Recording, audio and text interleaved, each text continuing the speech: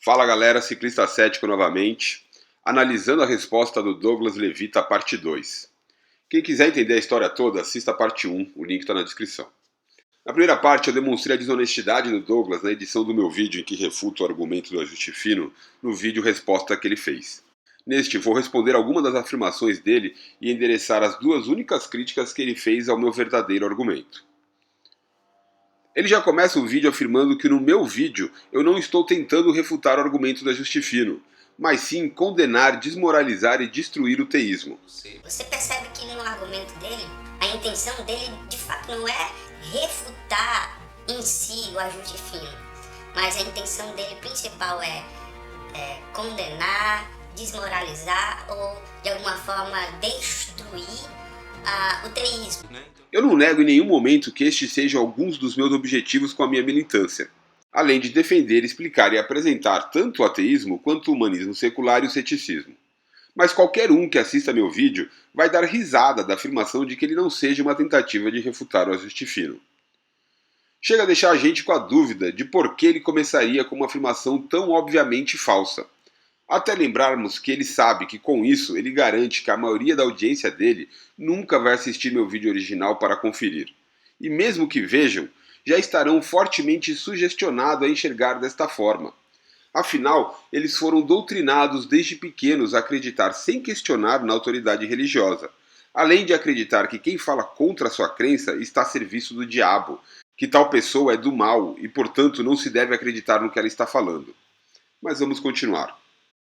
E a ciência não trabalha com incertezas, a ciência trabalha com certezas. Entendeu? Não, meu caro Douglas, a ciência não trabalha com certezas. Essa é a grande diferença entre religião e ciência. A ciência não finge saber nem ter certeza de nada. Tudo que a ciência afirma é que uma determinada teoria seja a melhor explicação para os dados que temos até o momento. Diferentemente das religiões, a ciência está aberta a novas informações que desmintam tudo que ela já afirmou. Mais do que isso, se alguém conseguir desprovar uma teoria bem estabelecida, essa pessoa ganha um Nobel. A ciência estimula que provem que ela estava errada. Diferentemente da religião, que condena qualquer um que questione suas verdades dogmáticas e prega que quem faz isso é do mal. As religiões trabalham com a certeza, por mais falsa que ela seja. A ciência não. A ciência nunca afirma ter provado algo. Ela só afirma ter desprovado, mas nunca provado. Isso parece estranho para quem não é familiarizado com o método científico, mesmo porque ouve-se falar para todo lado que isso ou aquilo teria sido cientificamente provado. Mas a ciência não trabalha com a certeza, ela trabalha com a melhor explicação para os dados que temos até o momento e com a hipótese que faz as previsões mais comprovadas. Por isso ela funciona. Diferentemente das religiões, que se convencem de que estão trabalhando com a certeza, mesmo quando os dados apontam o contrário. Vou deixar um link que fala sobre ciência e verdade absoluta para quem quiser saber mais. E para quem acha que ler é coisa de velho, deixa um episódio do Mundo de Bickman. Continuemos com o vídeo do Douglas. Os astrobiólogos, eles dizem que a vida, existem sim algumas condições para a vida existir, como por exemplo a abundância de água e de carbono. São necessárias para existir uma vida até onde sabemos. Isso pode ser até onde você sabe, mas não é até onde nós sabemos. Com relação ao carbono, deixo um link de uma descoberta que saiu até no Jornal Nacional. Foi em 2010, já tem 6 anos. Os cientistas descobriram uma bactéria capaz de substituir o fósforo por arsênio, o que os fez repensar quais elementos químicos são necessários para a vida. Cientistas brasileiros receberam com entusiasmo a pesquisa divulgada ontem pela Agência Espacial dos Estados Unidos. A NASA anunciou a descoberta de uma bactéria que tem um metabolismo inédito. Quer dizer, para viver, ela produz energia de uma forma que a ciência ainda não tinha registrado em nenhum outro ser. A descoberta anunciada ontem tem uma dose de ficção científica, mas segundo a NASA é bem real. Não vou colocar a matéria inteira, mas quem quiser ver é só seguir o link da descrição. Já era considerado possível substituir o carbono, o hidrogênio, o nitrogênio, o oxigênio, o enxofre e o fósforo. Essa descoberta só confirmou isso. Como explica essa matéria do Caderno de Ciências da Veja, chamada Descoberta de bactéria que se alimenta de arsênio pode redefinir a química da vida, em tese, é possível que uma combinação diferente de elementos na tabela periódica exerça as mesmas funções vitais. Como o arsênio possui propriedades químicas semelhantes ao fósforo, cientistas já haviam teorizado que seria possível trocar um elemento pelo outro e ainda manter a estrutura física das moléculas, mas isso não havia sido observado na natureza. Assim como o arsênico pode substituir o fósforo, os cientistas também acreditam que o silício possa substituir o carbono. Portanto, não. Carbono não é considerado essencial para que exista vida. Quanto à água, ela também não é considerada essencial para a vida. Vírus não precisam de água para sobreviver. É verdade que existe um debate se vírus são vivos. Para os criacionistas de plantão, um dos argumentos mais fortes a favor de se considerar os vírus como seres vivos é que ele evolui. A evolução é tão comprovada que faz parte das definições de vida. Mas eu fugi do ponto. Voltando. Chamar a atenção para este debate não irá ajudar em nada, porque se não temos nem mesmo um consenso do que seja a vida, como poderíamos ter um consenso do que é essencial para que ela exista? Então, se você vai sustentar o seu argumento usando fantasias, isso não é ciência. Isso não é ciência. Como já expliquei no primeiro vídeo, eu não estou sustentando meu argumento nisso. Isso é só um ponto que levantei para que as pessoas saibam que ele existe.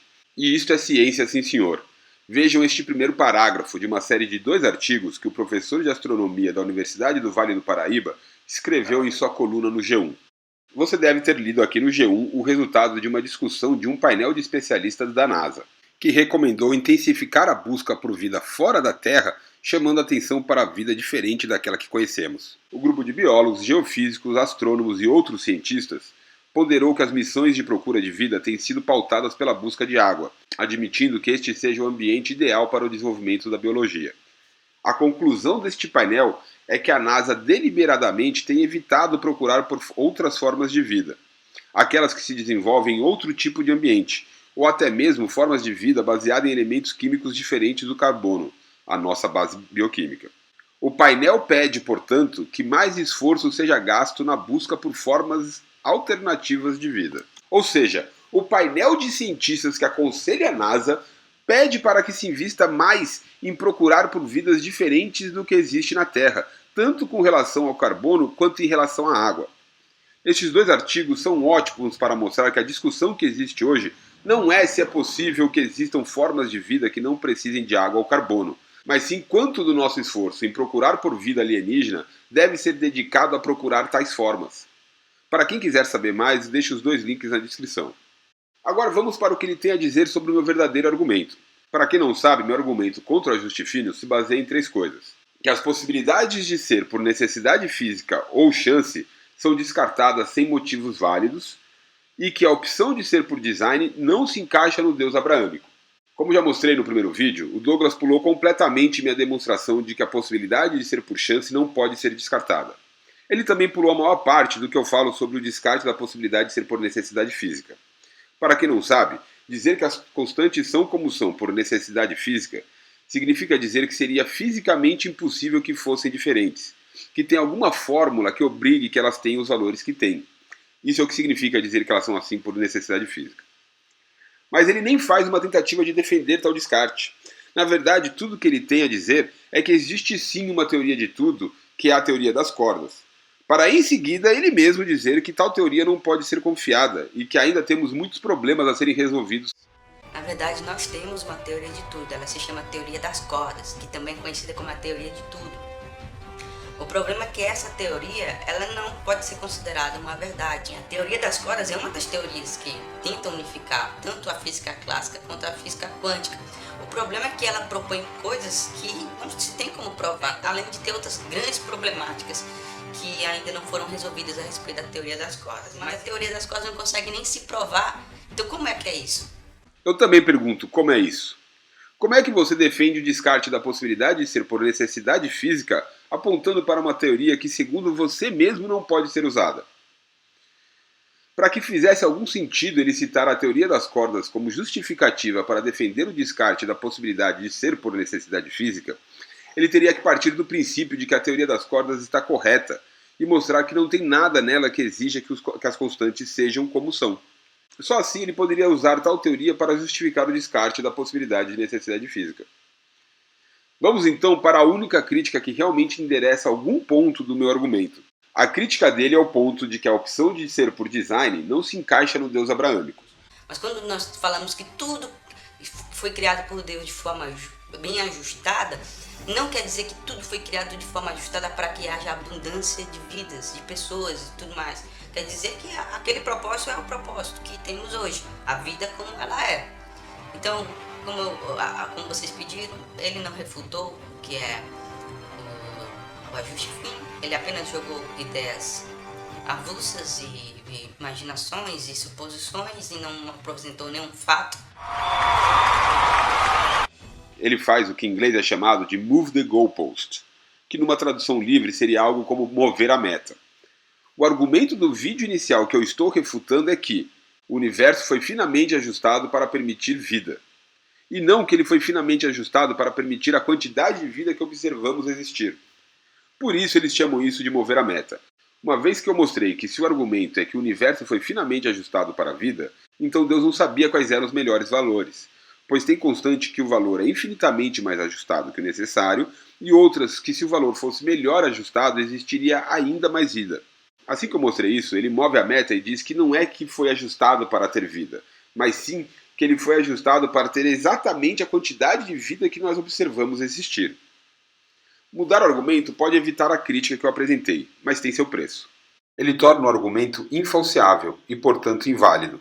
Enquanto o argumento era que as constantes foram ajustadas para que existisse vida, a verificação de que pode existir vida sobre outras constantes falsearia tal hipótese.